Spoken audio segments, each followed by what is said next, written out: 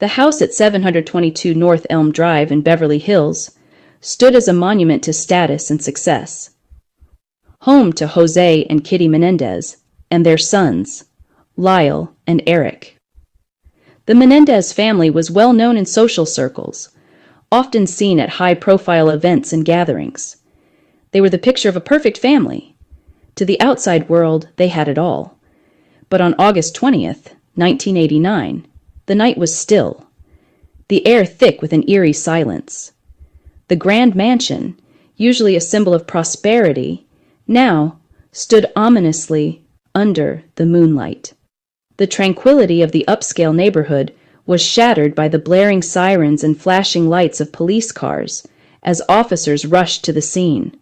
It was a scene of unimaginable horror, as the once peaceful home became a site of violence and tragedy. The yellow crime scene tape, the police cars, and the somber faces of the officers all painted a grim picture.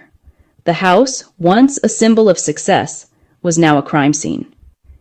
The opulence of the home stood in stark contrast to the carnage inside. The lavish furnishings, the expensive artwork, and the elegant decor were now overshadowed by the bloodstains and evidence markers. Jose and Kitty, once full of life and energy, now lay motionless, a stark reminder of the brutality that had taken place. The forensic investigators meticulously examined every inch of the scene, piecing together the events of that fateful night.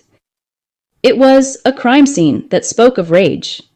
It was clear that this was not a random act of violence, but something far more personal and sinister.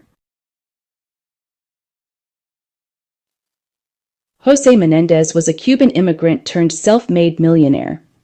Over the years, he built an empire in the entertainment industry, becoming a prominent and respected figure. His wife, Kitty, was beautiful and reserved, a perfect complement to Jose's dynamic personality.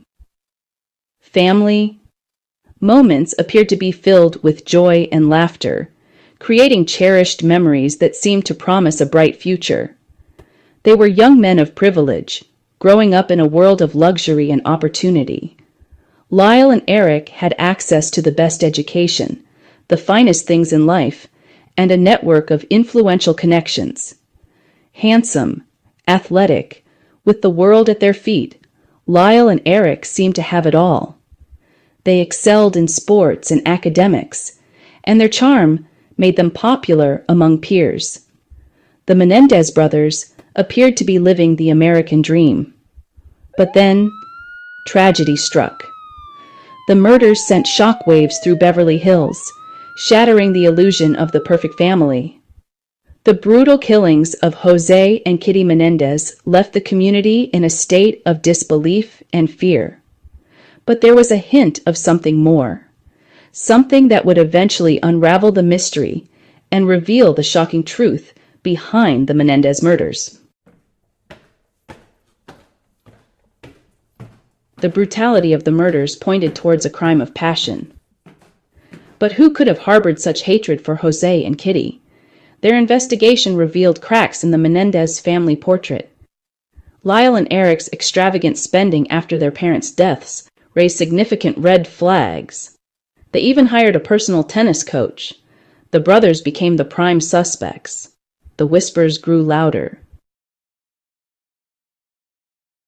The brothers, now on trial for the murder of their parents, finally revealed their defense.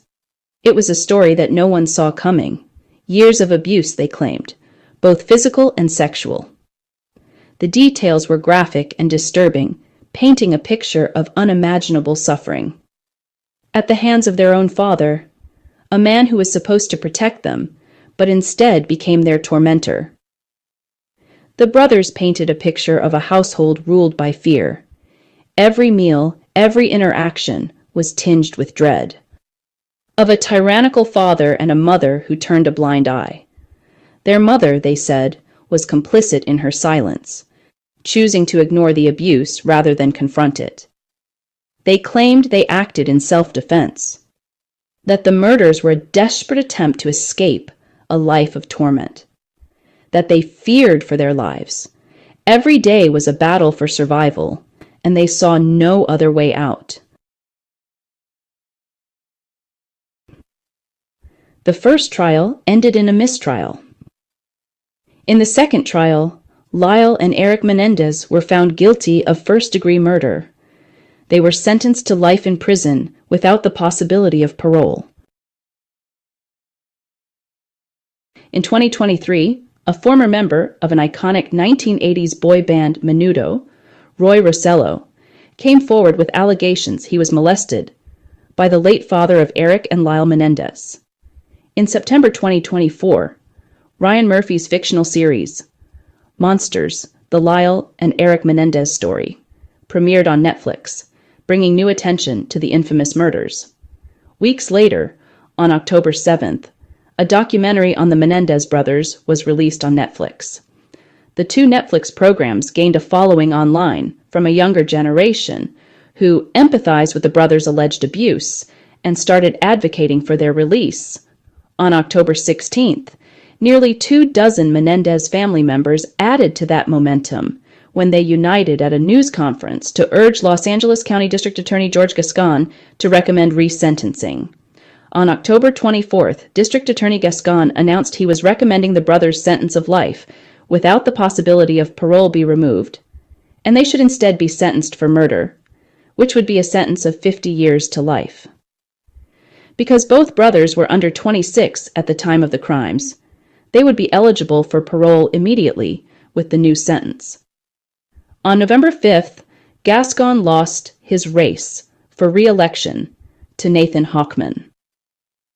Hochman, who is set to take office on December 2nd, said he wants to review all of the evidence, including prison records and trial transcripts, before deciding if he'll recommend resentencing.